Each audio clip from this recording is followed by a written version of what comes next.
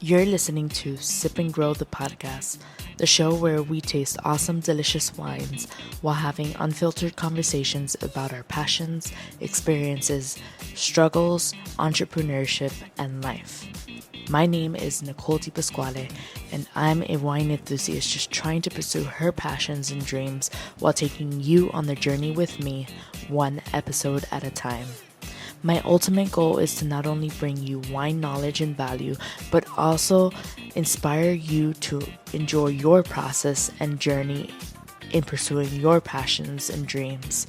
Because guess what? The person you become while enduring the process is more important. So sit back, grab a glass, and let's sip and grow together.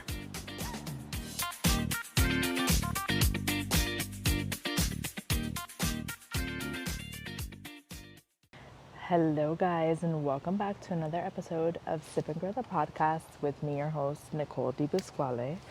Today, I have another Cabernet Sauvignon for you guys from California that cost me $21.99.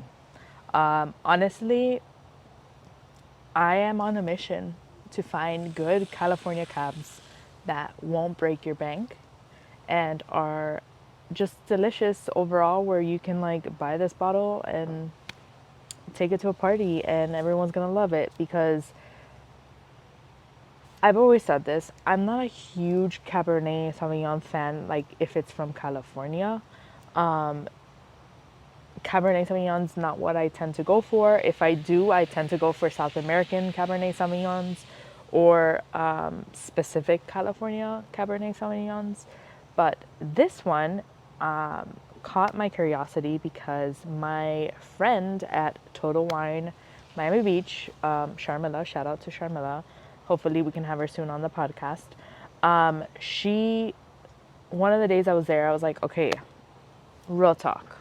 Can you point me in the direction of wines that are, not expensive from California that you think are like worth buying? Because of course, like you're always gonna have like wines that are great prices at Total Wine, but like I literally looked at it, I was like, let's cut the bullshit. Let's get to the good stuff. Like, what do you think is worth it? What do you think is not worth it? Tell me. I need to know. I need to try it. So, and I also gave her like certain pointers too. I was like, I tend to like low intervention winemaking. And if you know producers that you sell that stick to the natural process of making wine or have low intervention winemaking, or they have biodynamic practices, like I would love to go towards that because I want to learn about more producers that are out there that aren't well known that practice all these things. Because the best wine to have is the wine that's made that sticks to the natural process as much as possible, in my opinion, right? So this specific wine is a 2022 vintage from Paso Robles, California, which is like Central Coast, California. It's a very well-known like wine region in California, besides Napa Valley and Sonoma County. And this brand is called Foxglove. And like I said, it's a 2022 vintage Cabernet Sauvignon from Paso Robles. Two brothers created this brand in 1991. Their names are Jim and Bob Varner. Reading up on them, they basically dedicated their brands to the one thing that is most important to them, which is low intervention winemaking. Like their whole mission is to create wines using low intervention practices and winemaking practices. And they are actually popular for making certain Pinot Noirs. I think it's under the brand Varner, because they have two brands, Varner, which is their last name, and Foxglove. And under the Foxglove brand, I saw a Zinfandel and a Cab, and I'm not sure if they make a Pinot under this brand name, but I'm very curious to try their Pinot. I need to read up on where their Pinot Noir is from, because I will judge them. But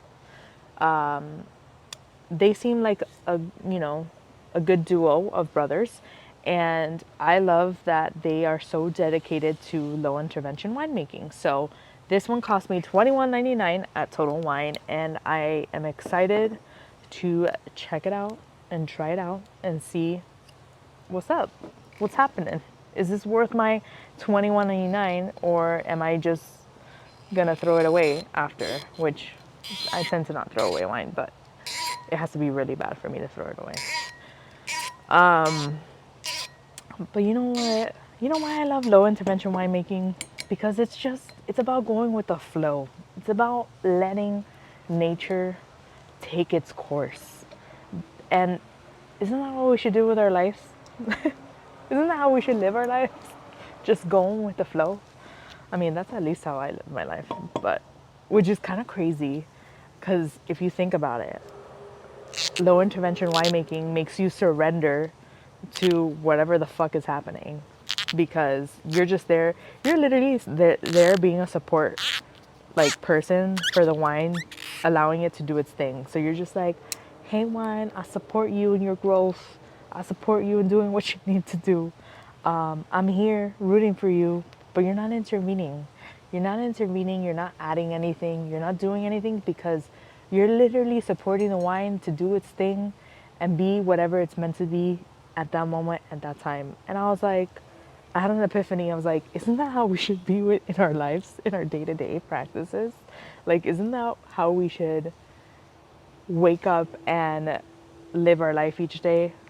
Which I know it's easier said than done, but I feel like when we truly surrender to just going with the flow and going with whatever is thrown our way, is when all the blessings come in. I literally have an example of that today, for instance. I've been going crazy. It's like really busy season for me at work. And I was just like, today, after feeling like I went to war during the day because I had a long day, I was like, you know what? Whatever sales come my way, they're gonna come my way. I don't need to force it. It's just gonna happen. And it's not that I'm doing bad or anything. I just have like a certain number or goal that I'm gonna hit. And then my friend reminded me, she's like, oh my God, like you're only at this month in April or this date in April and like you're almost at your goal. And I was like, to be honest, I don't think like I'm not like I don't think I'm gonna hit it, but like if I do, that'll be great. But realistically, I'm just like letting whatever happens happens. Like if the sales come in, great, and if not, like I'll be fine because I already like surpassed what I needed to surpass. But like I'm not really worried about it, and like that's how I've been for the last, I think like 6 months, where I fully trust that me just putting in the work and being who I am will bring back or will attract in what needs to come in, right? And today, literally, that happened because I got home and I immediately fell asleep. It was like late afternoon, and I wake up like around like 8:30. Mind you, I was supposed to film this earlier. It's really late right now while I'm filming. But I checked my emails real quick and I'm like, oh my God, I got like 15 orders from one of my clients for like a really big amount of money that's not only gonna surpass the goal that I wanted to do, but like also puts me, I think, at like a all-time high record for how much I've sold for the entire year I've been with the company. So I was just like, this is hilarious. Like this is the epitome of letting go and allowing things to happen the way they're supposed to happen. And here we are, drinking Foxglove at 12:30, 12:47 at night. It's a vibe. It's a vibe. Let's go ahead and try this wine. So far looking at the color, it has like that nice little, it's almost like it's starting to look like a garnet red because it's on the paler side of things, but that to me is just like a very nice color, representing that the wine is aging, right? So like this is 2022, so fairly young, 3 years. Not super old, but like not super young either. So it's getting in like that nice garnet color that it's supposed to get when it gets older. On the nose, I'm getting that typical like peppery, cherry, like dark red fruit note. Not even dark red fruit. I would say red fruit notes coming through, but very heavy on the cherry and almost like goji berry is in there as well. But it's very spicy on the nose, which I love that. Um, let's go ahead and try it. And it also has like a tobacco smell to it as well.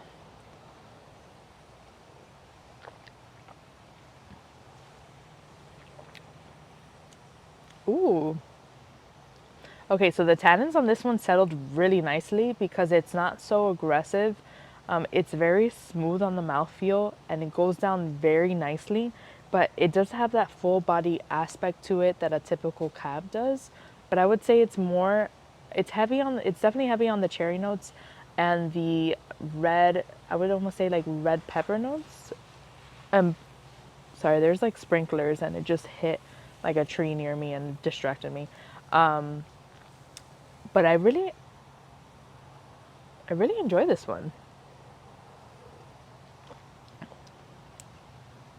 I think for it being a cab from California, it's probably one of the better ones I've tried versus other ones. To me, it still has that like I'm from California taste, and I don't know how to describe that, but like if I were to taste this wine, I'd be like, oh, this is definitely from California. Like this is a cab from California.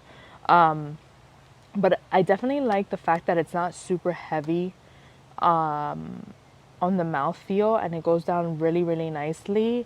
And I don't feel like I'm gonna get like, there's certain wines from California where I drink and I'm like, after a sip or two, I'm just like full, you know?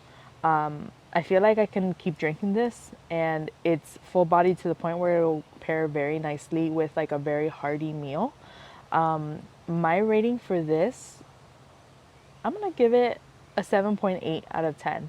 It's not my first choice of a Cabernet Sauvignon, but I think it'll be a crowd pleaser. I think for people that do enjoy California wines, I think this would be a good go-to Cabernet Sauvignon for them.